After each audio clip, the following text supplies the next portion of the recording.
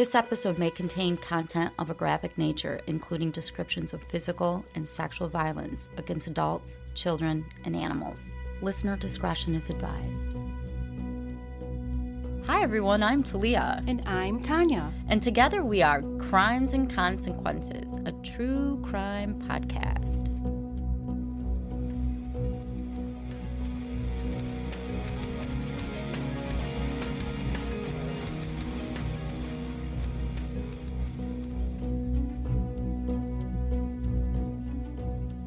Welcome, everybody, to this week's Crimes and Consequences episode. I am Talia. And I'm Tanya. My lovely co-host.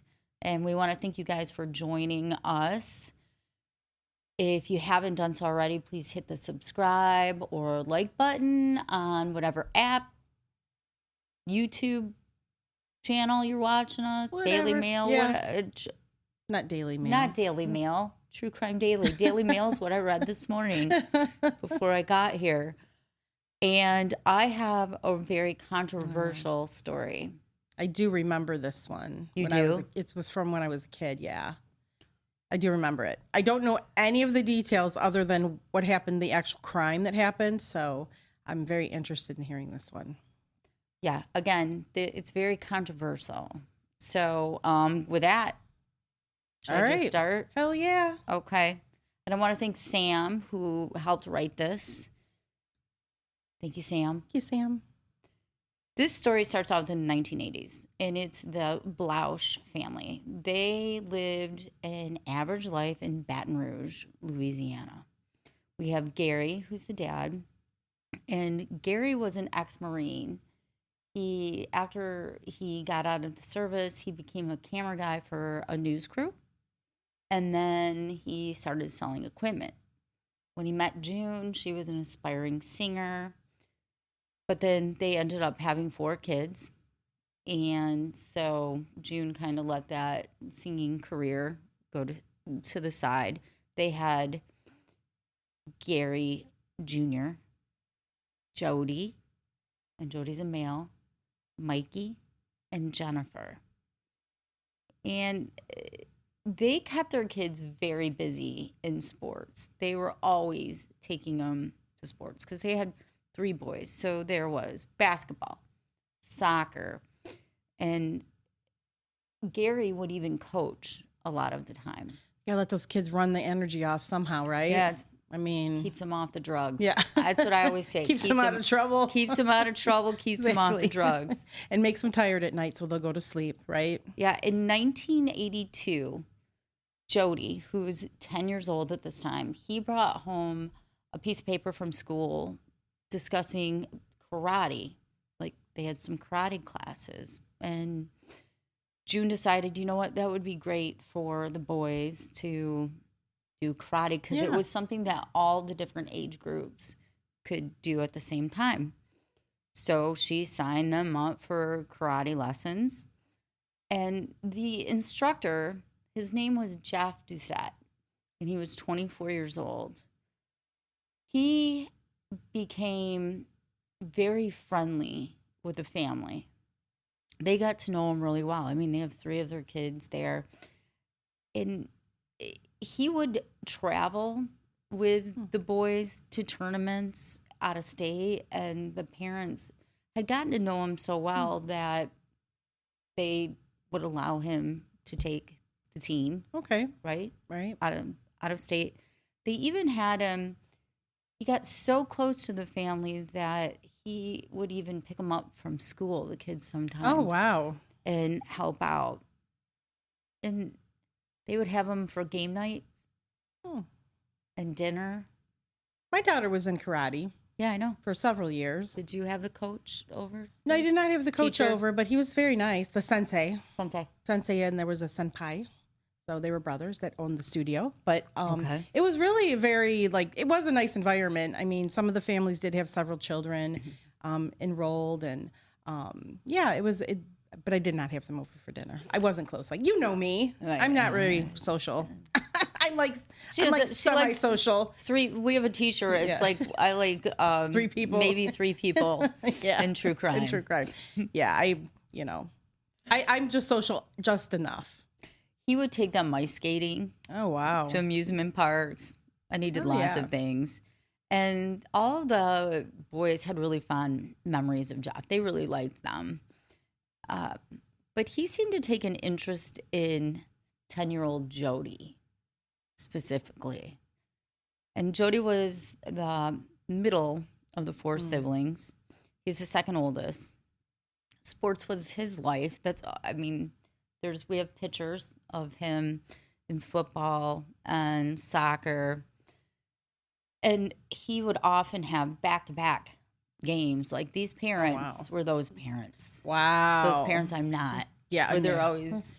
I know they always seem to have so much time and they're so organized. I know. I'm not organized. I have and one don't child that I can't get my shit together, but I give more power to him, right? I mean, God bless those parents because I am not them. So Jeff is training their sons, and I said he had a special attention for Jody, and Jody actually won some tournaments with him. But there was something dark about Jeff. And he was grooming the family. Oh, not just the kids. Oh, boy. The family. Ingratiating himself into their life. Reminds me of that In Plain Sight. Yeah. That documentary. Oh, yeah. I'm sure somebody watching has watched it, but if they haven't, they need to. That person groomed the whole family. I think it's still on Netflix. I'm just giving a shout out. Yeah, because it was really we're good. making no money off of this. Not it's making just a any good money. one. It was just good, but it was about somebody who totally groomed the entire family. Yeah. So Jeff is testing the waters with Jody, and he starts to see how far he can take things. For example, one time they're at the dojo, and Jeff says, "Does anybody want to learn to drive?" Oh. And Jody's like, "Hell yeah." He's 10. I know. I would. When I was 10, I'm sure I wanted to too. So Jeff puts Jody on his lap. Oh.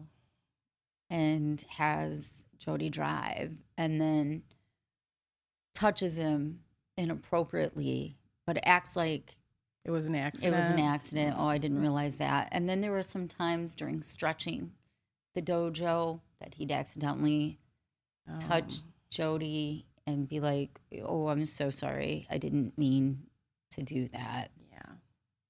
And people started noticing his attention towards Jody. On family game nights when Jeff would come over, Jeff, instead of playing the games with the other kids and the parents, Jody and Jeff would end up stopping and sitting on the couch and watching TV together. Like away from everyone else? Yes. Jody ended up quitting all the other sports in his life and just focused on karate. He really eventually didn't want to do karate, but Jeff would show up and make him do karate. Guilt him into it. Guilt him into it. And Jeff would also, when he was like doing something that maybe Jody didn't like, Jeff would, if Jody complained, Jeff would make him do like extra sit-ups or train harder, like to punish him, kind of. So who is this Jeff Doucet? Yeah, who is this Jeff Doucet? He's a piece of shit. Yeah. Okay, he's a piece of fucking shit. He was born and raised near Port Arthur, Texas in 1959. Don't know where that is. I know he grew up poor and he had 5 or 6 siblings. Big family. And he stated later that he was sexually abused as a child. And it wasn't long after that he started repeating the abuse he experienced.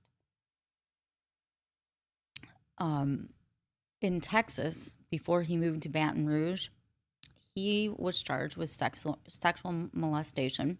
Oh. And he was found guilty, but he got that expunged. He did? Yeah.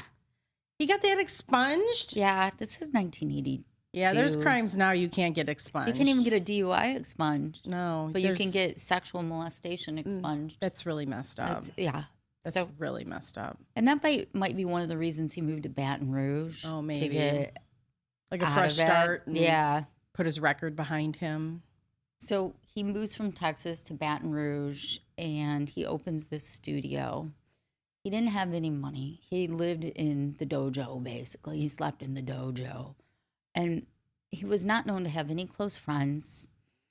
He rarely talked about his family, and his friends were his students.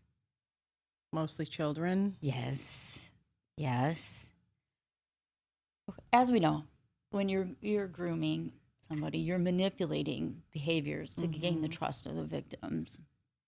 And you feel it out to see how far, once you've earned their trust, how far you can get with them. And it takes time. And he took a lot of time, like I said, with the parents even, to earn their trust. Right. And groomers tend to, again, ingratiate themselves with the families. And then even in the community, they are Boy Scout leaders, not offense to Boy Scouts, but, like some kind of authority. Authority. Yes. He was charming. He was well respected, and he was extremely helpful. Always there. Gary and June had separated in 1983. So his help with the kids was extremely appreciated. And he was there emotionally for Jody. And it seemed like Jody enjoyed his friendship with Jeff almost more than his dad. Like, Jeff became his best friend and confidant. And he even said, confidant, he even said in one of the school papers, Jody said, that he's our best friend. Oh, that's so sad. So as I said, in 1983, Gary and June, they're having some problems. They separate. Gary leaves the house, but he's still very involved with his kids. But Jeff starts creating this wedge between Gary and his son, Jody. And he would get mad sometimes at Jody for hanging out with his dad. Really? Mm-hmm. Oh, boy. Saying that he must love his father more than he loves him. Well, he should. Yeah, you're my fucking karate instructor. Right, like you're basically a stranger. Jeff felt like he was in some competition with Jody's dad. Now, this has sexual violence against children, okay? And normally we wouldn't show photos of someone that's been molested, but Jody ends up becoming an advocate for stopping child abuse. So he's put himself out there. So that's why we can show the photos. In 1983, Jeff asked Jody if he could perform oral sex on him. No. He's like 10 and a half. Yeah. Oh. And by May of that year, Jeff was having sex with Jody. And Jody was torn because this is his best friend. Right. I'm sure there's a lot of confusion going on. All these fun things. It's just this one little part. Right. That is hard. And it became a regular thing for Jody and Jeff. It wasn't until July of 1983 that an adult in Jody's family, like, said, something's fucking off here. Yeah. With Jeff. And Jeff and Jody it was when Jeff and Jody went to this wrestling event in Fort Worth, Texas. On the trip, Jody stayed with his uncle for a few days. Okay. And when Jeff dropped Jody off at his uncle's, Jeff kissed Jody on the mouth. Really? Yeah. In front of people? Mm-hmm. Just an uncle. Yeah. So the uncle's like, what the fuck? Yeah, the uncle's like, what? What the fuck is this? What? And he called up Gary and he said, something feels off. Yeah. But Gary was groomed in the sense, and he shut it all down. He's like, no. Jeff just really, really loves all our kids, and he would never do anything to hurt them. Well, Jody knew what Jeff was doing wrong. He was, like I said, he was groomed by this man, and he believed that Jeff really loved him and cared for him. And Jody would keep this secret for over a year. Aww. While continuing to be sexually abused.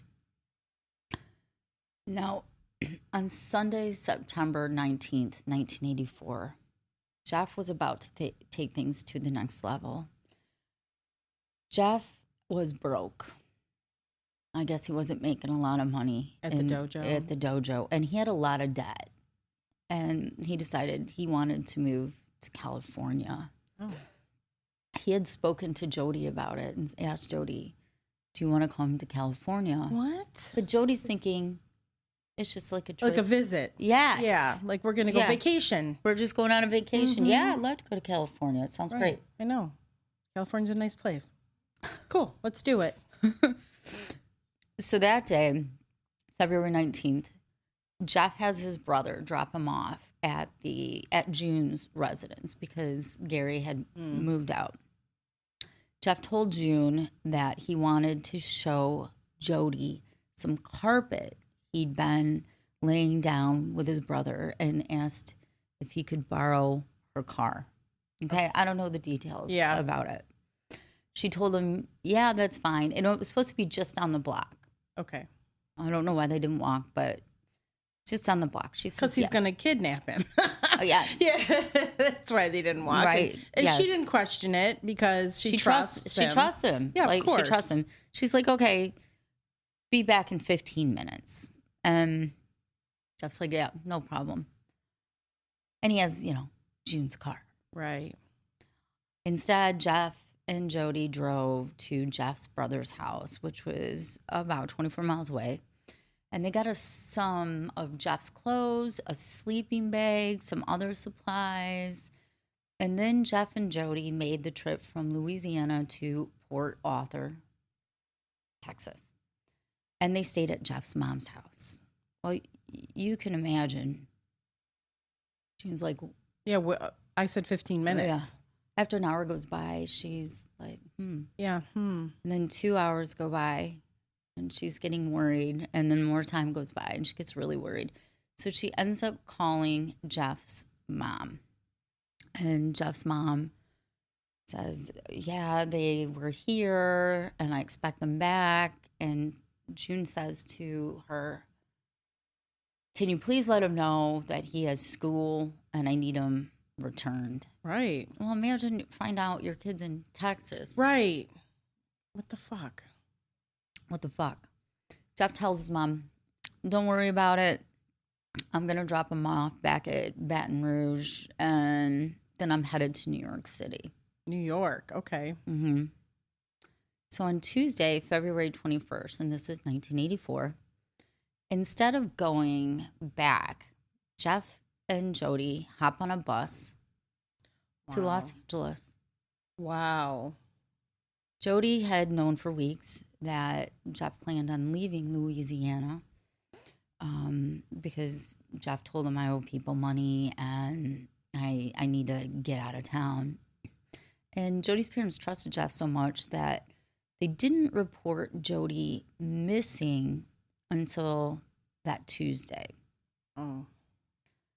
Jeff's mother ended up contacting June again and saying, listen, don't worry. I know he's going to bring back Jody.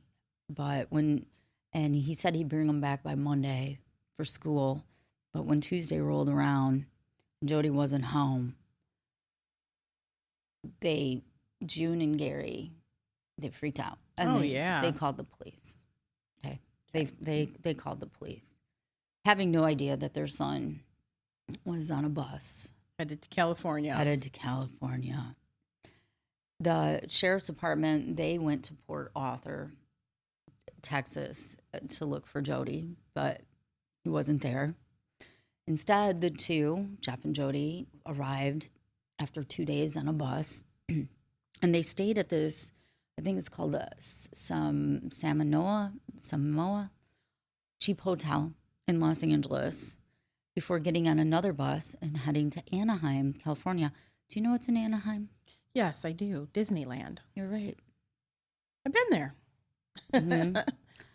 On their third or fourth day, Jeff, he had a full beard, shaved it, and he dyed Jody's blonde hair brown so it would make him look more like it was his son, and he wouldn't be recognized. Jeff and Jody, first they explored LA, and then they went to Disneyland, which is just like what you'd expect a pedophile to do. Right? Gross, yes. But they were running out of money because he didn't have any money. And the police are trying to figure out where the hell they are. Jeff reaches out to a friend and asks him to wire some money, telling the friend that there's a karate tournament. And the friend wires him $600. So that helps pay for things. It was 7 days after Jody had been gone, and Jody begging to talk to his parents, because at that point Jody's like, I need to talk to my family. Like, this is fun. We're having a real good time. Yeah. But can I talk to my mom? Right. So 7 days later, Jody talks to his mom for the first time. And these conversations are recorded. And the next day, Jeff and Jody talk to June. Jeff tells June that she needs to come to California if she ever wants to see Jody again and bring her 3 kids and their school transcripts. What? Yeah. Okay. Okay. And the whole time the police are like listening to this, but for some reason they couldn't trace these calls. So the police told her to say something like, if I do that, Gary will get custody of the children. And so I can't make that happen. Okay. Otherwise, it's just absolutely fine. You're taking my son to California. Yeah.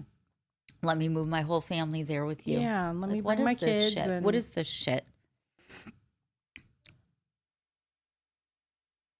So the police are there, and they're trying to get information exactly as to where Jody's located when they talk to Jody. And so one of the questions June asked is like what time it is.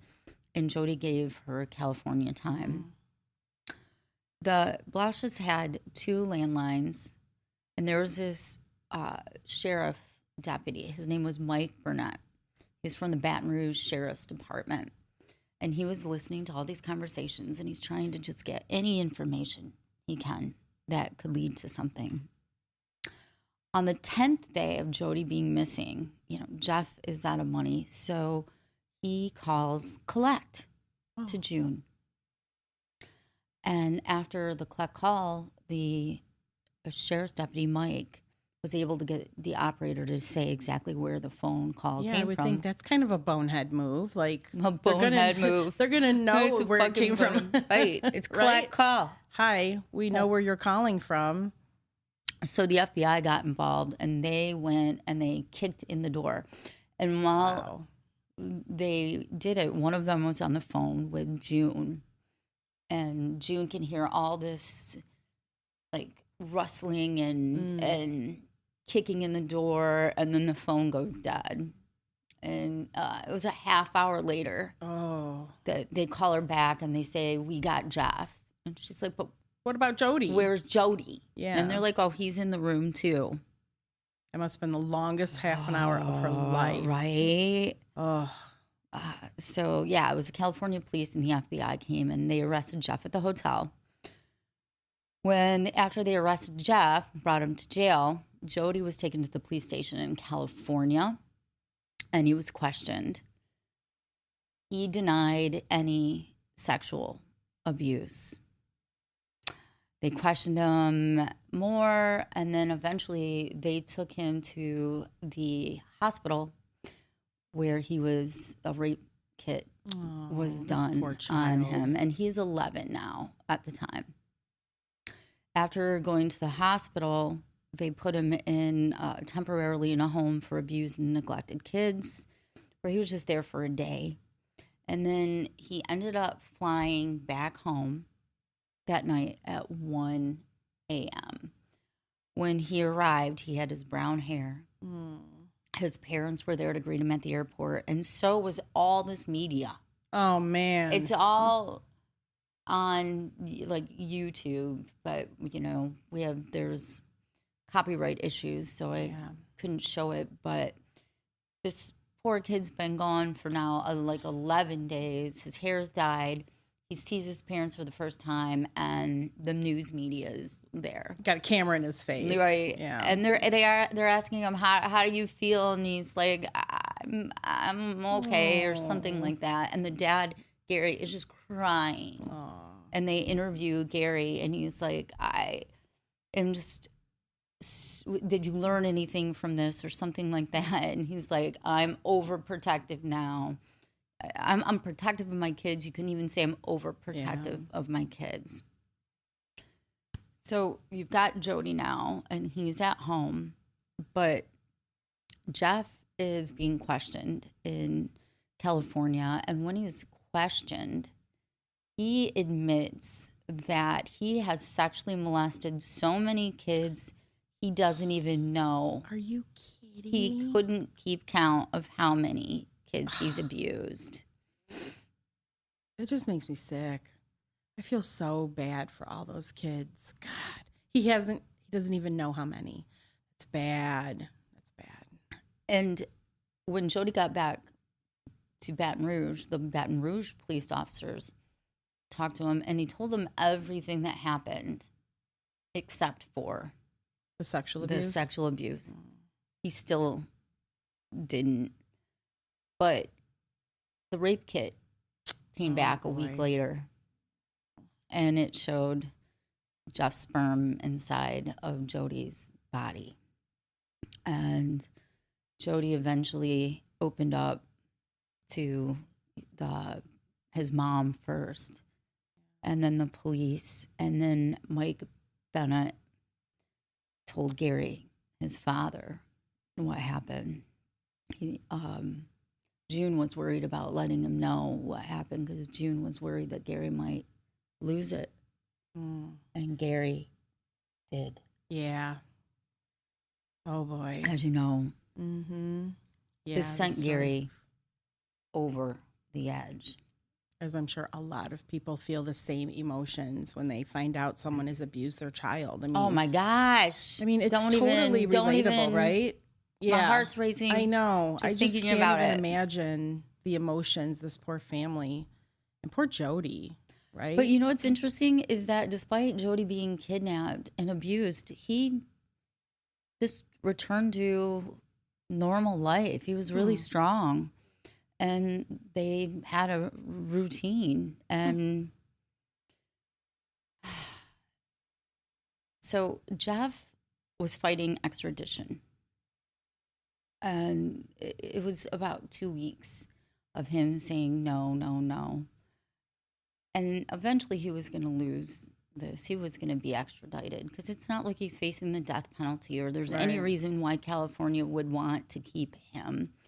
So he gets extradited to Baton Rouge, but the date and time was kept secret because people were worried about Jeff's safety. Because people were pissed. Yeah, I bet. I mean, I'm sure there's a whole ass list of people. Yeah, right? pissed. Yeah. And, you don't want vigilantes or anything like that going around and seeking their own justice. On the day of March 16th, Jody recalls wondering why his grandparents were picking him up when it was his dad's time, because I told you they were separated, right? Right. And from school, his grandparents picked him up, and him and his siblings, and it was like 5 o'clock. He's outside, he's playing, he's fishing, he's just hanging out. He took a bath that night, and he went to bed early.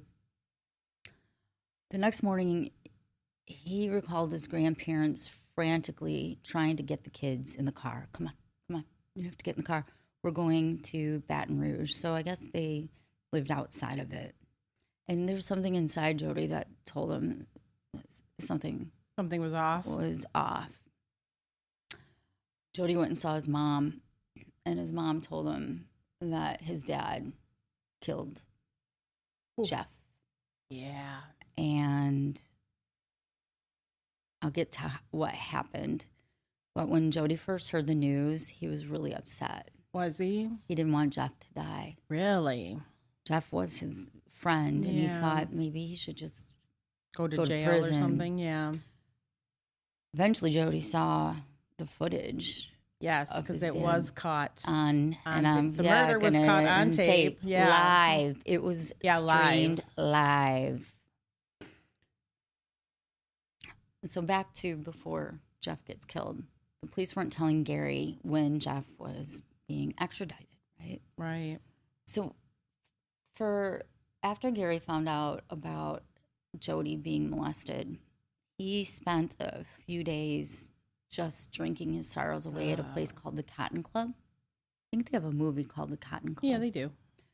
And at one time, he was at the Cotton Club, and he was asking people, do you, think he's going to get extradited? He's just talking to people. And one of the persons there was a news executive for a local station. And he said, I think he was extradited today. And Gary's like, oh. And this executive says, let me call the news station and see if he came in already or when he's coming. And he makes the call. He tells Gary, oh, Jeff's plane's arriving at 9:08. Gary leaves the bar. Gary goes home. And he gets a gun. And at this point, because he used to work with the news, and he knows a lot of the police that have been working on the case, he puts on a white baseball hat, sunglasses, grabs a .38, and he goes to the airport. And he gets in, and he's sitting at getting a coffee at the airport, and he's waiting, and he's checking the flights, make sure that it's on time. Then he goes and he has a beer. And after the beer, he pays for his beer, and he goes to a phone bank, a bunch of pay phones. And he calls a friend up, and he says, hey, I'm at the airport, and you're about to hear some shots. Oh, no. And that is when they have Jeff, coming off the plane. All these news media are there. Mike Bennett, who is the sheriff's deputy, he's there. And Gary comes within 3 feet of Jeff and just shoots him. And Jeff, you can see the murder online if you want. But again, I didn't want to show it here. And he shoots him. And Mike Bennett says, why, Gary, why? And Gary says to him, if this happened to your child, you'd do the same. And then Gary puts down the gun. Jeff gets taken to the hospital.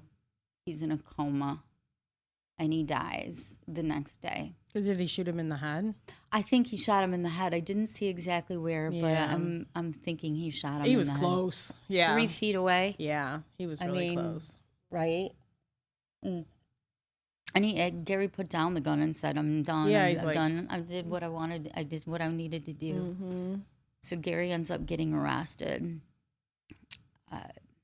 It was you're right. It was a single shot to his head. Okay. He was charged with, at first he was charged with attempted second-degree murder, but then Jeff died. Yeah. So it got immediately upgraded to second-degree murder. I'm surprised it wasn't first degree.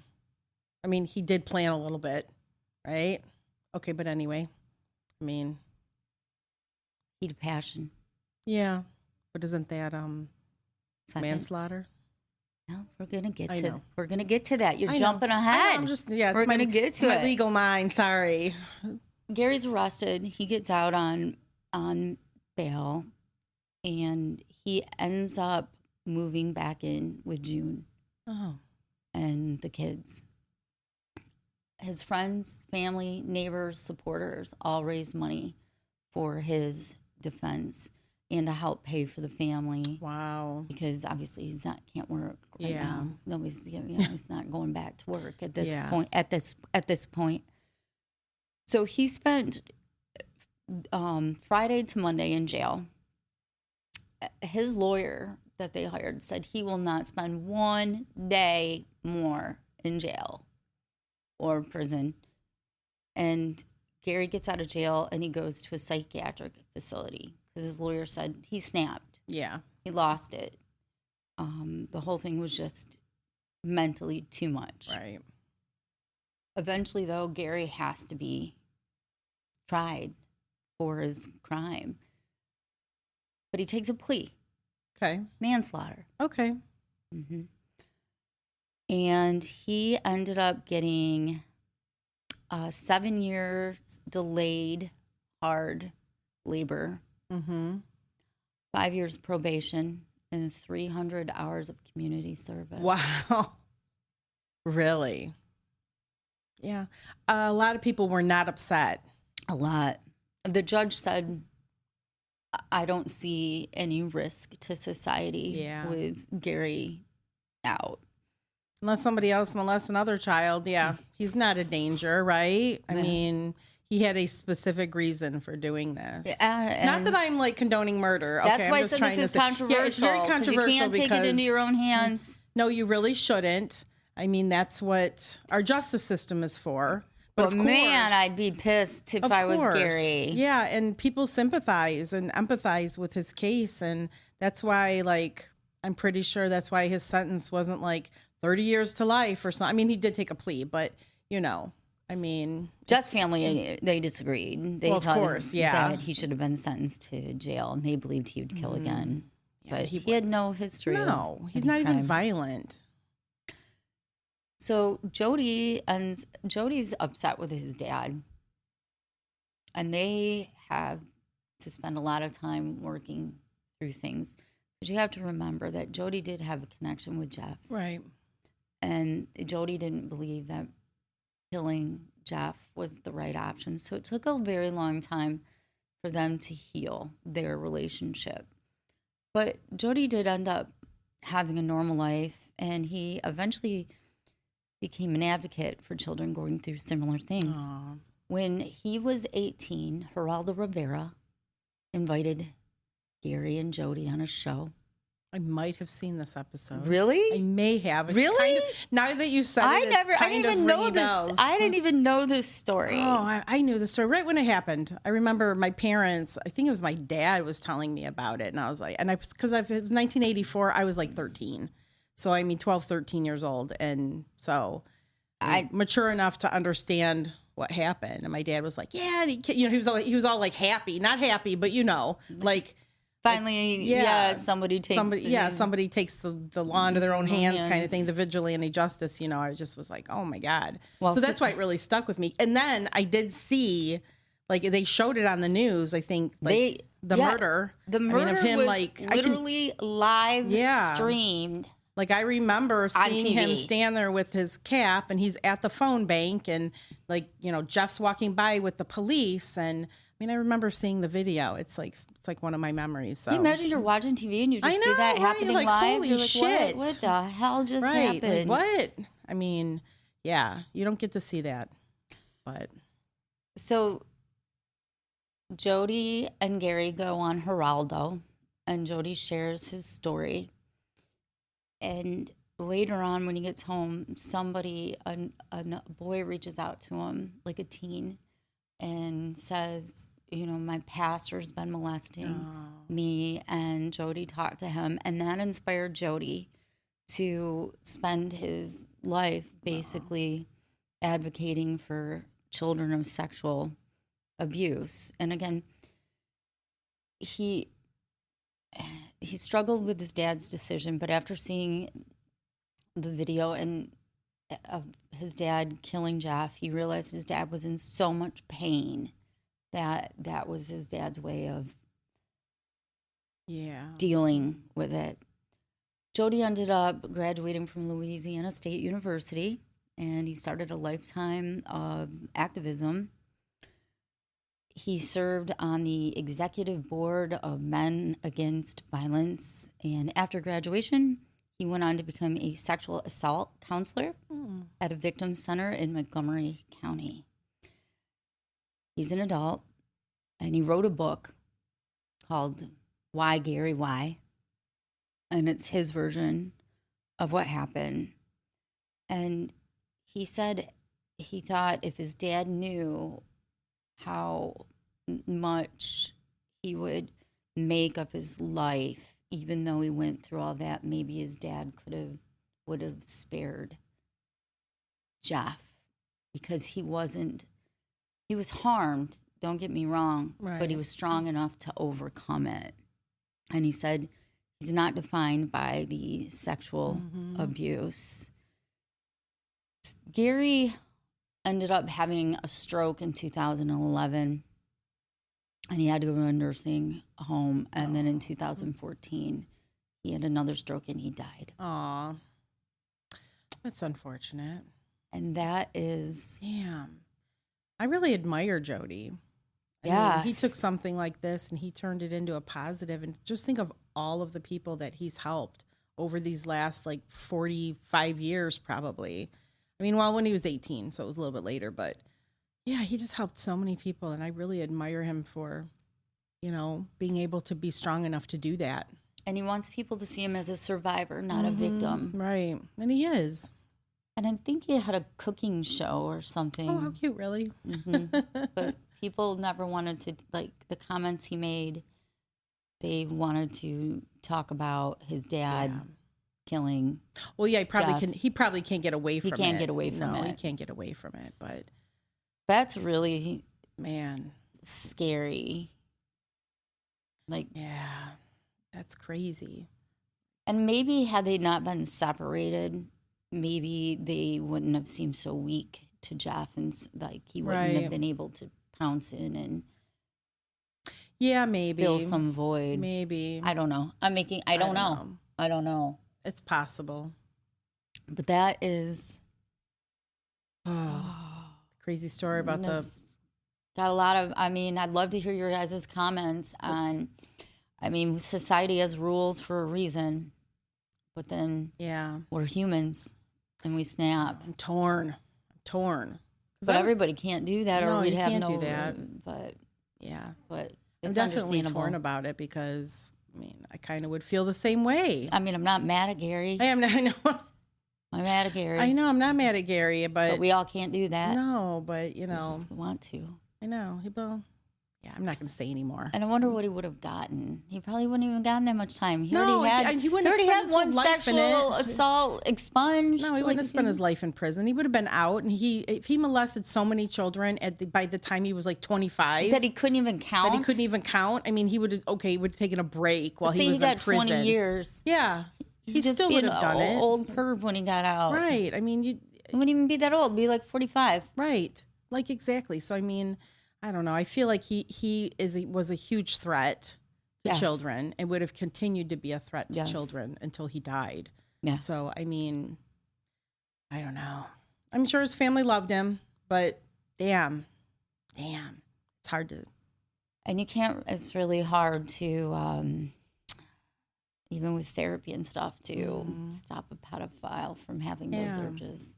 It's hard, in the context of this podcast, when we talk about murder victims, it's I feel really sorry and bad, and I'm trying to have the same feelings, for Jeff, because he was murdered, but he plotted to take away. I mean, I know. I'm trying. Like I don't said, know if I'm he was ever going to trying. bring Jody back. I know. I know it would have just gotten worse. I mean, poor Jody. He wouldn't have. Jeff would not have stopped. Oh, He would have continued it until somebody found out and stopped him. Right. Well, I want to thank Sam for helping write this. And I want to thank True Crime Daily for hosting us. And what else? Oh, we have a patreon.com/TNT Crimes where you get a lot more raw episodes released that aren't released on whatever you're listening to. They're private for our patrons.